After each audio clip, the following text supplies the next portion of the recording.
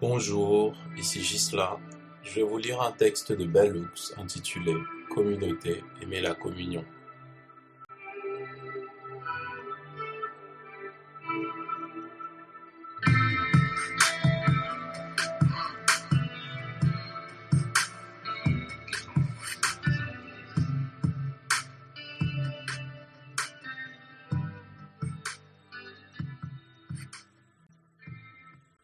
Citation au début du texte.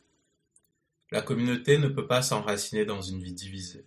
Bien avant que la communauté ne prenne une forme extérieure, elle doit être présente comme une graine dans le moi non divisé. Ce n'est que lorsque nous sommes en communion avec nous-mêmes que nous pouvons trouver la communauté avec les autres. Parker Palmer. Pour assurer la survie des êtres humains partout dans le monde, les femmes et les hommes s'organisent en communauté. Les communautés soutiennent la vie, pas les familles nucléaires, ou le couple, et certainement pas l'individualiste robuste. Il n'y a pas de meilleur endroit pour apprendre l'art d'aimer que la communauté. M. Scott Peck commence son livre The Different Drum, Community Making and Peace, par une déclaration profonde. Dans et par la communauté se trouve le salut du monde. Peck définit la communauté comme le rassemblement d'un groupe d'individus qui ont appris à communiquer honnêtement les uns avec les autres, dont les relations vont au-delà de leur masque de calme, et qui ont développé un engagement significatif pour se réjouir ensemble, pleurer ensemble, et se réjouir les uns les autres et faire nôtre les conditions d'autrui. Nous sommes toutes et tous nés dans le monde de la communauté. Il est rare, voire impossible, qu'un enfant naisse dans l'isolement, avec seulement une ou deux personnes spectatrices. Les enfants naissent dans un monde entouré par la possibilité de communauté. La famille, les médecins, les infirmières, les sages-femmes et même les personnes étrangères admiratives constituent ce champ de connexion, certaines plus intimes que d'autres. Dans notre société, une grande partie du discours sur les valeurs familiales met en avant la famille nucléaire, c'est-à-dire la famille composée de la mère, du père et, de préférence, d'un ou deux enfants seulement. Aux États-Unis, cette unité est présentée comme l'organisation principale et préférable pour l'éducation des enfants, celle qui assurera le bien-être optimal de chaque personne. Bien entendu, il s'agit d'une image fantaisiste de la famille. Presque personne dans notre société ne vit dans un tel environnement. Même les personnes qui sont éduquées dans des familles nucléaires le vivent généralement comme une simple petite unité au sein d'une unité plus grande de la famille élargie.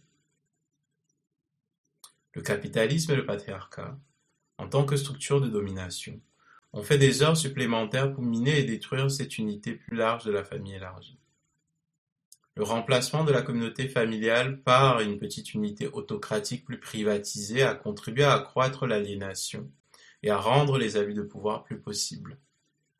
Il a donné la règle absolue au père et la règle secondaire sur les enfants à la mère, en encourageant la ségrégation des familles nucléaires de la famille élargie.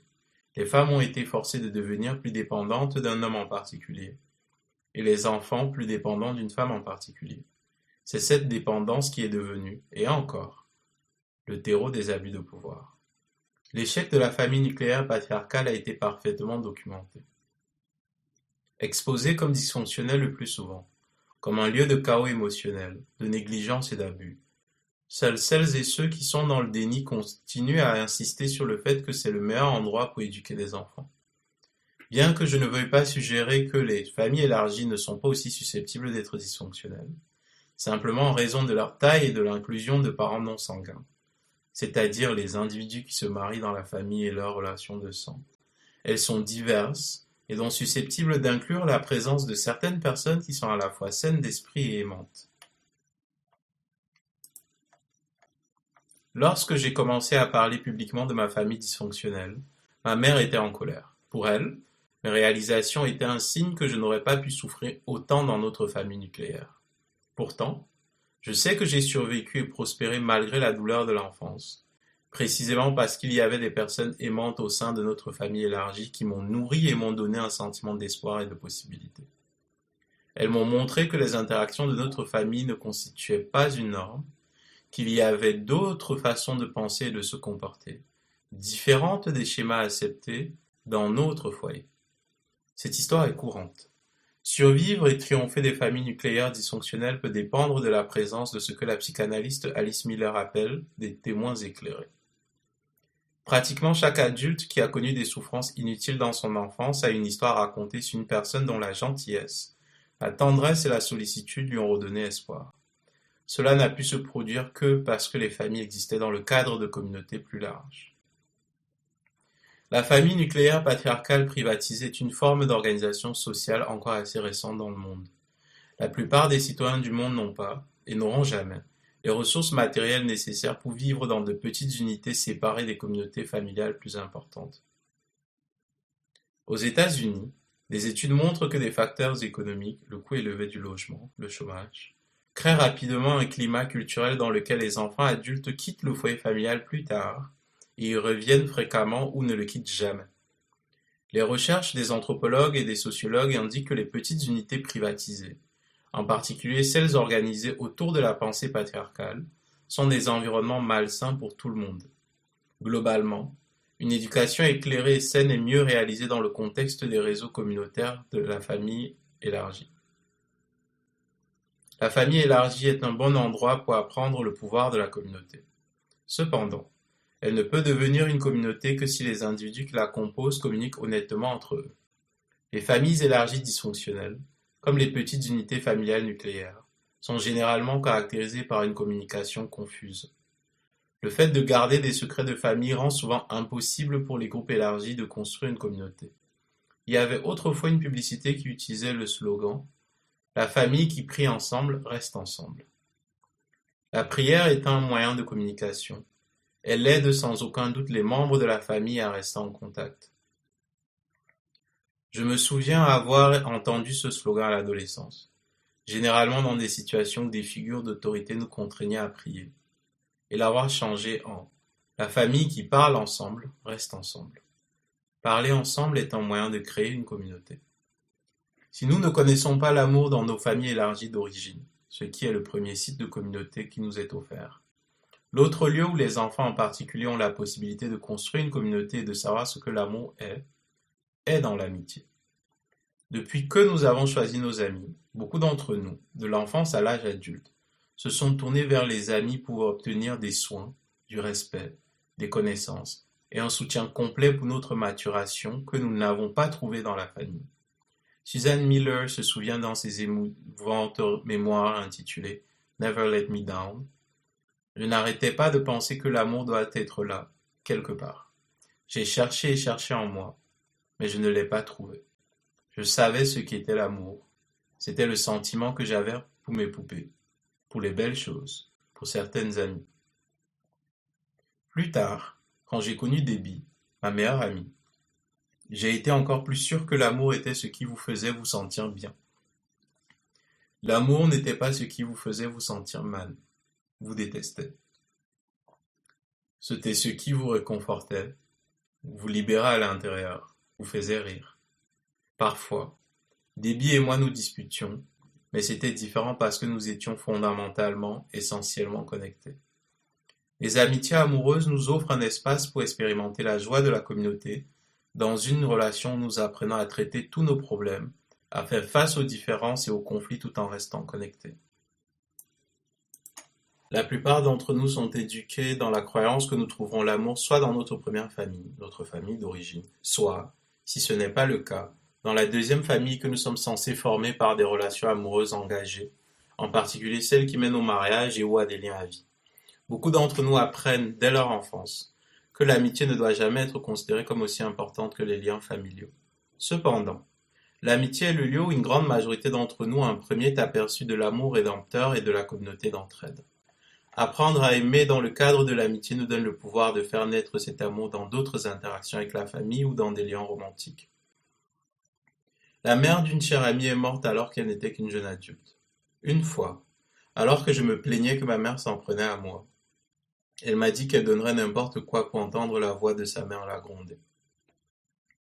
En m'encourageant à être patiente avec ma mère, elle a parlé de la douleur de la perte de sa mère et a souhaité qu'elles aient travaillé plus dur pour trouver un espace de communication et de réconciliation.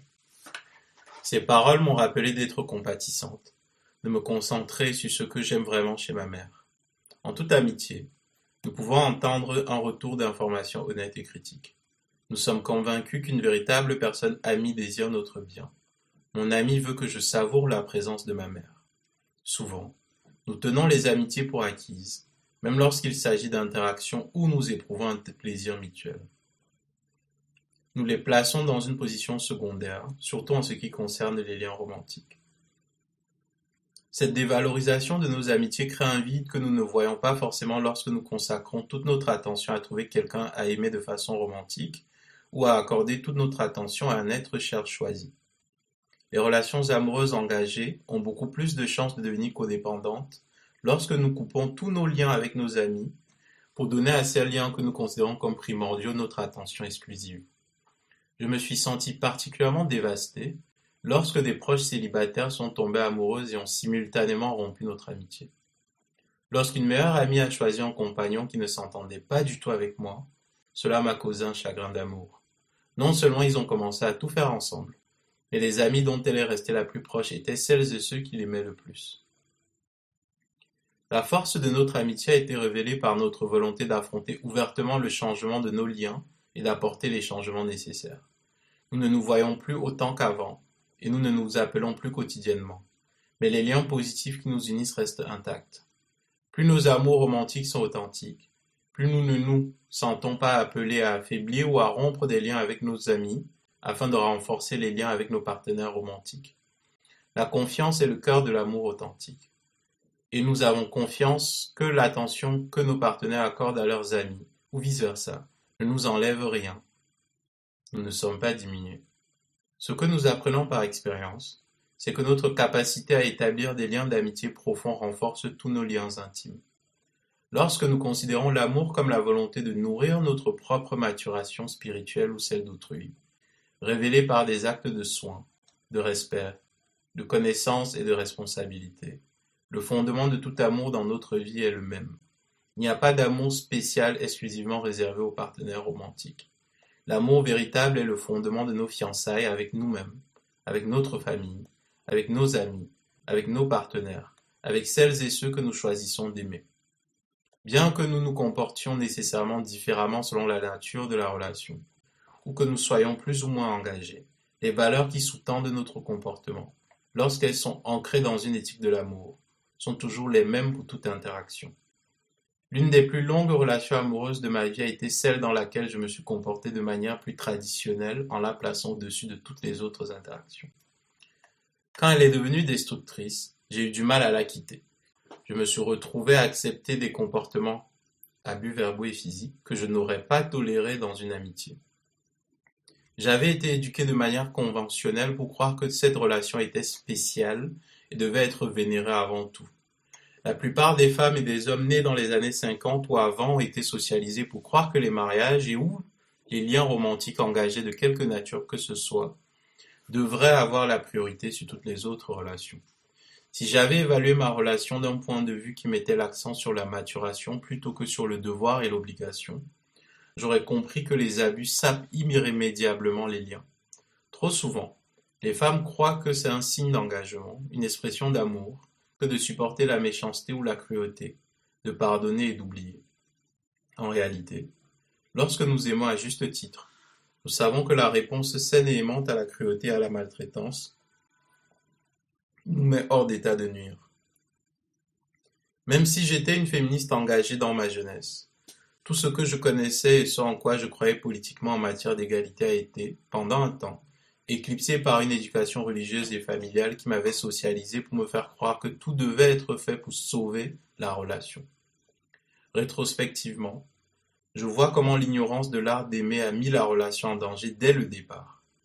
Pendant les 14 ans que nous avons passés ensemble, nous étions trop occupés à répéter de vieux schémas appris dans l'enfance, à agir sur la base d'informations erronées concernant la nature de l'amour, pour apprécier les changements que nous devions apporter en nous-mêmes pour pouvoir aimer quelqu'un d'autre.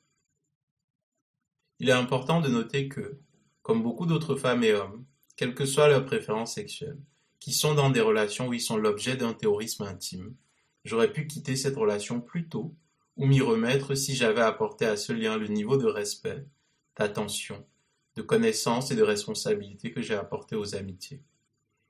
Les femmes qui ne toléraient plus une amitié dans laquelle elles ont été victimes de violences physiques ou émotionnelles restent dans des relations amoureuses où ces violations se produisent régulièrement.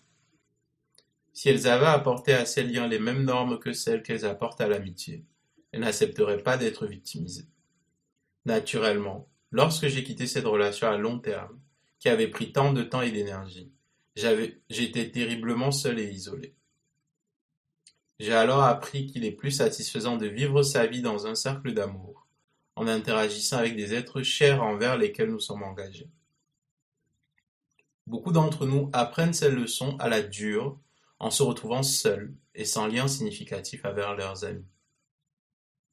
Et c'est l'expérience de vivre à la fois dans la peur d'être abandonné dans des relations amoureuses et d'être abandonné qui nous a montré que les principes de l'amour sont toujours les mêmes dans tout lien significatif.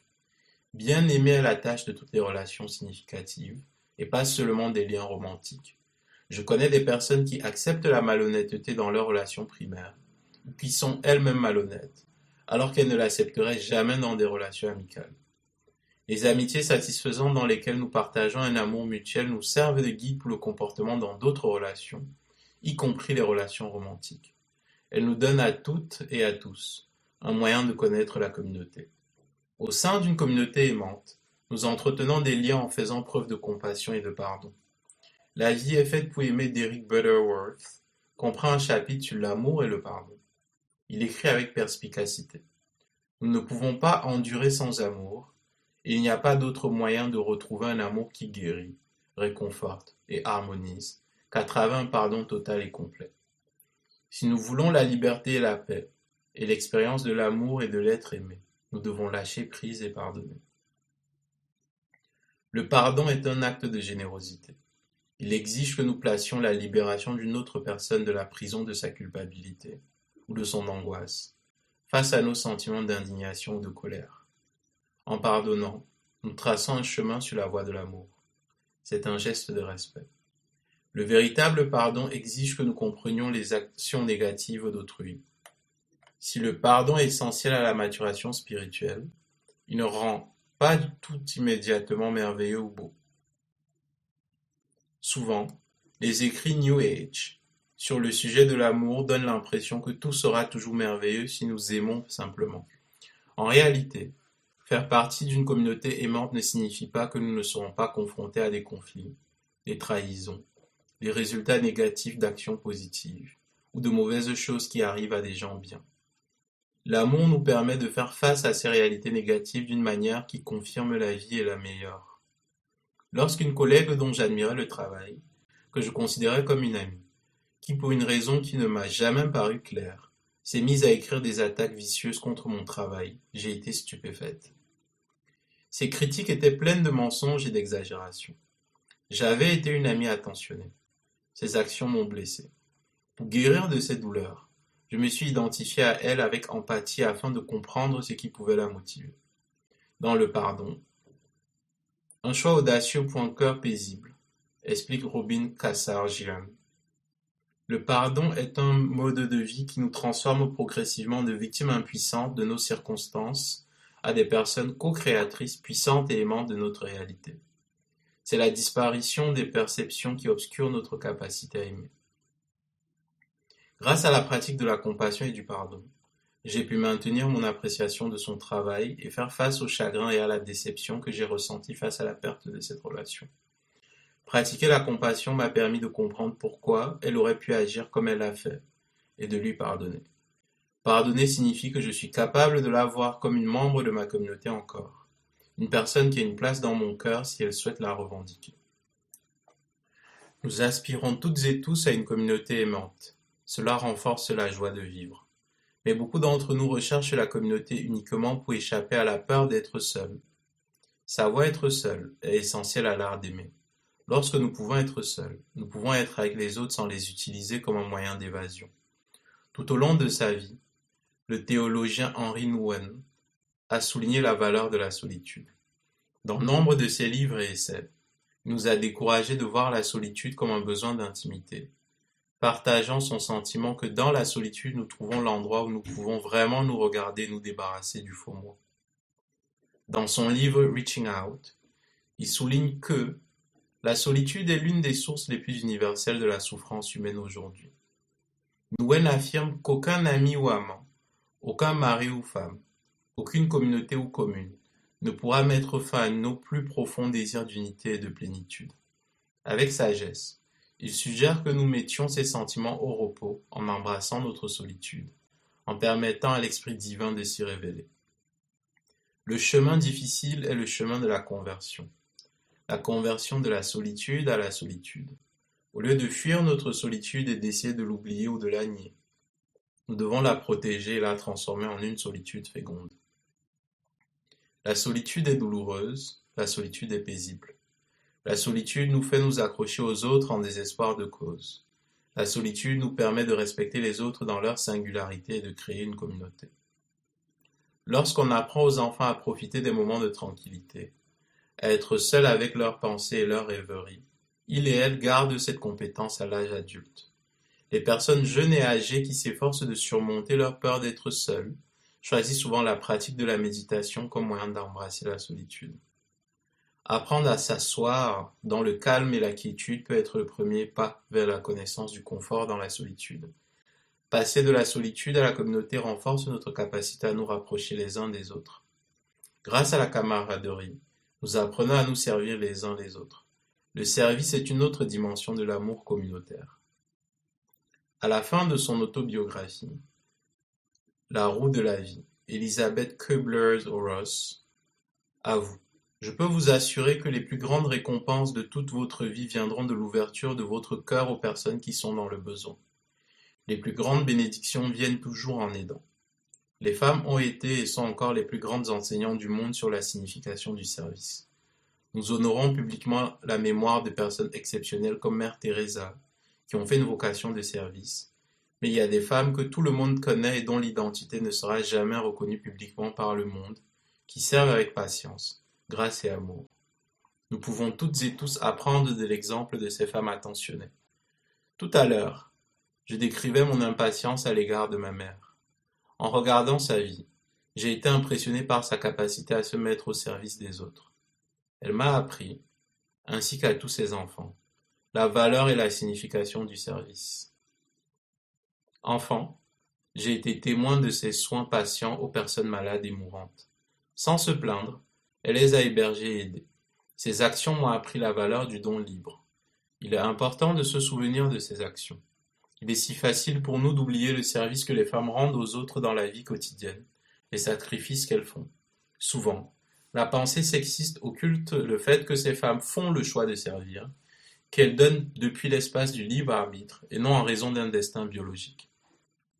Il y a beaucoup de personnes qui ne sont pas intéressées par l'idée de servir, qui dénigrent le fait de rendre service. Quand on pense qu'une femme qui sert donne parce que c'est ce que font les mères ou les vraies femmes, on nie sa pleine humanité et on ne voit donc pas la générosité inhérente à ses actes. Il y a beaucoup de femmes qui ne sont pas intéressées par le fait de rendre service, qui le méprisent eux-mêmes. La volonté de sacrifice est une dimension nécessaire de la pratique de l'amour et de la vie en communauté. Personne parmi nous ne peut avoir les choses comme désiré tout le temps. Renoncer à quelque chose est une façon de maintenir un engagement envers le bien-être collectif. Notre volonté de faire des sacrifices reflète notre conscience de l'interdépendance. Martin Luther King Jr. a prêché sur la nécessité de combler le fossé entre les riches et les pauvres. Tous les hommes et les femmes sont pris dans un réseau de mutualité inéluctable, liés par un seul vêtement de la destinée. Tout ce qui affecte directement l'un affecte indirectement tous les autres. Ce fossé est comblé par le partage des ressources. Chaque jour, des personnes qui ne sont pas riches, mais qui sont matériellement privilégiées font le choix de partager avec d'autres. Certaines personnes parmi nous partagent en versant consciemment la dîme, en donnant régulièrement une partie de leurs revenus, et d'autres par une pratique quotidienne de la bonté aimante, en donnant aux personnes qui sont dans le besoin et que nous rencontrons au hasard. Le don mutuel renforce la communauté.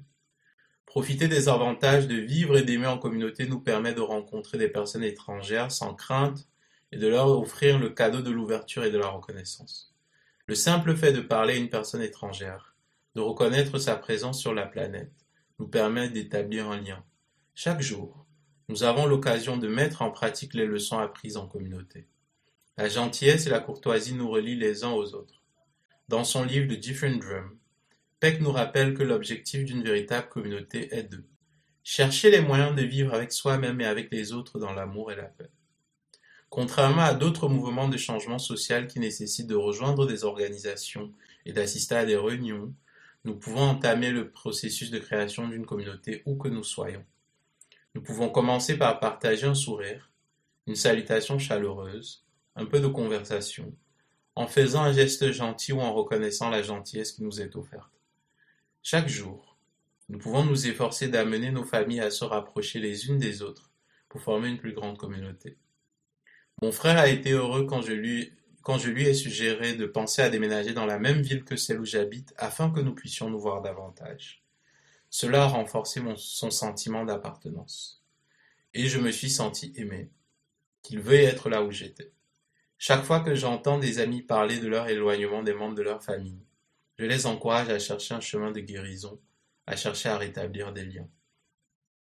À un moment donné, ma sœur, qui est lesbienne, a senti qu'elle voulait se séparer de la famille parce que les membres de la famille étaient souvent homophobes. Affirmant et partageant sa colère et sa déception, je l'ai également encouragée à trouver les moyens de rester en contact. Au fil du temps, elle a constaté des changements positifs majeurs. Elle a vu la peur céder la place à la compréhension, ce qui ne serait pas arrivé si elle avait accepté l'éloignement comme seule réponse à la douleur du rejet. Chaque fois que nous guérissons des blessures familiales, nous renforçons la communauté. Ce faisant, nous nous engageons dans une pratique d'amour. Cet amour jette les bases d'une élaboration constructive de la communauté avec des personnes étrangères. L'amour que nous pratiquons en communauté reste avec nous où que nous allions. Avec cette connaissance comme guide, nous faisons de chaque endroit où nous allons un endroit où nous retournons à l'amour.